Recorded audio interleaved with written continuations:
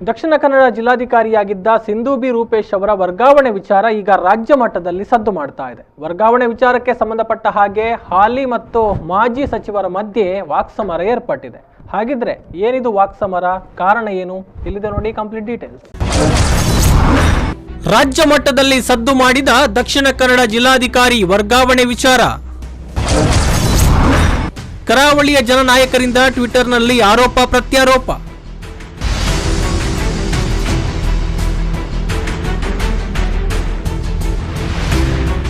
ದಕ್ಷಿಣ ಕನ್ನಡ ಜಿಲ್ಲೆಯ ನಿರ್ಗಮಿತ ಜಿಲ್ಲಾಧಿಕಾರಿ ಸಿಂಧು ಬಿ ರೂಪೇಶ್ ಅವರ ವರ್ಗಾವಣೆ ರಾಜ್ಯ ರಾಜಕಾರಣದಲ್ಲಿ ಭಾರಿ ಸದ್ದು ಮಾಡ್ತಾ ಇದೆ. ಆಡಳಿತ ಪಕ್ಷ ಬಿಜೆಪಿ ವಿರುದ್ಧ ವಿಪಕ್ಷ ನಾಯಕರು ಟ್ವೀಟ್ ಸಮರವನ್ನ ಆರಂಭಿಸಿದ್ದಾರೆ.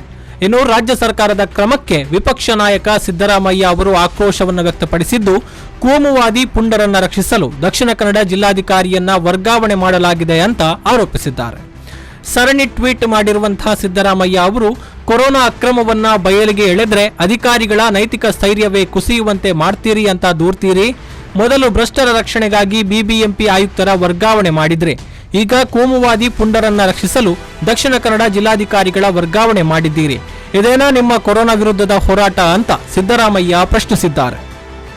ಇನ್ನು ಇದಕ್ಕೂ ಮೊದಲು ಮಾಜಿ ಸಚಿವ ಯುಟಿ ಖಾದರ್ ಟ್ವಿಟರ್ ಮೂಲಕ ರಾಜ್ಯ ಸರ್ಕಾರದ ವಿರುದ್ಧ ವಾಕ್ಸಮರ ನಡೆಸಿದ್ರು. ನೈತಿಕ ಪೊಲೀಸ್ ಕಿರಿ ಮಾಡಿದವರಿಗೆ ಕಾನೂನು ಕ್ರಮದ ಎಚ್ಚರಿಕೆಯನ್ನು ನೀಡಲಾಗಿತ್ತು.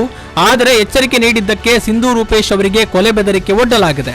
ಸರ್ಕಾರ ಕೊಲೆ ಬೆದರಿಕೆ ಒಡ್ಡಿದವರನ್ನ ಶಿಕ್ಷಿಸುವ ಬದಲು ಡಿಸಿ ಅವರಿಗೆ ಶಿಕ್ಷೆ ನೀಡಿದೆ. ಇಂತಹ ಪರಿಸ್ಥಿತಿಯಲ್ಲಿ ಅಧಿಕಾರಿಗಳಿಗೆ ರಾಜ್ಯ ಸರ್ಕಾರ ಧೈರ್ಯ ತುಂಬಬೇಕಿತ್ತು. ಆದರೆ ಇಲ್ಲಿನ ಬಿಜೆಪಿ ಮುಖಂಡರು ರಾಜಕೀಯ ಮೇಲಾಟ ಮಾಡ್ತಾ ಇದ್ದಾರೆ. ಕೊರೋನಾ ಜನರ ಉಸಿರುಗಟ್ಟಿಸ್ತಾ ಇದ್ರೆ ಬಿಜೆಪಿಗರು ಅಧಿಕಾರಿಗಳ ಉಸಿರುಗಟ್ಟಿಸ್ತಾ ಇದ್ದಾರೆ ಅಂತ ಖಾದರ್ ಟ್ವೀಟ್ ಮೂಲಕ ಕಿಡಿಕಾರಿದ್ದಾರೆ. ಇನ್ನು ಖಾದರ್ ಅವರ ಟ್ವೀಟ್ಗೆ ತೀಕ್ಷ್ಣ ರೀತಿಯಲ್ಲೇ ಪ್ರತಿಕ್ರಿಯೆ ಕೊಟ್ಟಿರುವ ಜಿಲ್ಲಾ ಉಸ್ತುವಾರಿ ಸಚಿವ ಕೋಟ ಶ್ರೀನಿವಾಸ ಪೂಜಾರಿ ಅವರು, ಆಡಳಿತಾತ್ಮಕ ದೃಷ್ಟಿಯಿಂದ ಸರ್ಕಾರ ಮಾಡಿದ ವರ್ಗಾವಣೆಯನ್ನ ಖಾದರ್ ರಾಜಕೀಯಗೊಳಿಸಿದ್ದು ದುರದೃಷ್ಟಕರ. ಯಾವುದೇ ಆರೋಪಿಗಳನ್ನ ರಕ್ಷಣೆ ಮಾಡಲು ಇದು ಖಾದರ್ ಕಾಲವಲ್ಲ ಅಂತ ಸಚಿವರು ತಿರುಗೇಟು ಕೊಟ್ಟಿದ್ರು. ಕಾಲಕಾಲಕ್ಕೆ ರಾಜ್ಯ ಸರ್ಕಾರ ಮಾಡುವಂಥ ಸ್ವಾಭಾವಿಕ ವರ್ಗಾವಣೆಯ ವ್ಯವಸ್ಥೆಯಡಿ ದಕ್ಷಿಣ ಕನ್ನಡ ಜಿಲ್ಲಾಧಿಕಾರಿಯವರ ವರ್ಗಾವಣೆ ಆಗಿದೆ.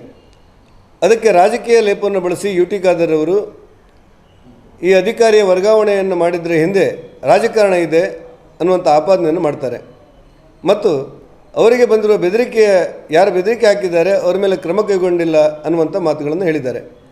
ನಾನು ಈ ಮೂಲಕ ಸ್ಪಷ್ಟಪಡಿಸುವುದೇನಂತ ಹೇಳಿದರೆ, ಯುಟಿ ಖಾದರ್ ಅವರು ತಮ್ಮ ಮಾತುಗಳನ್ನು ವಾಪಸ್ ಪಡಿಬೇಕು.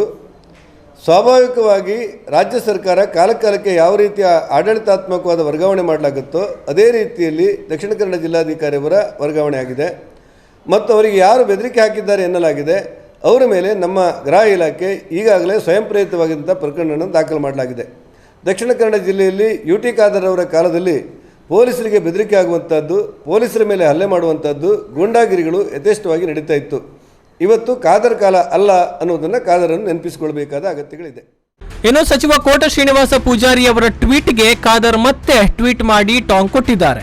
ನಮ್ಮ ಕಾಲದಲ್ಲಿ ಯಾವ IAS ಅಧಿಕಾರಿ ಕೂಡ ಕೆಲಸವೇ ಬೇಡ ಅಂತ ರಾಜೀನಾಮೆ ಕೊಟ್ಟಿರಲಿಲ್ಲ.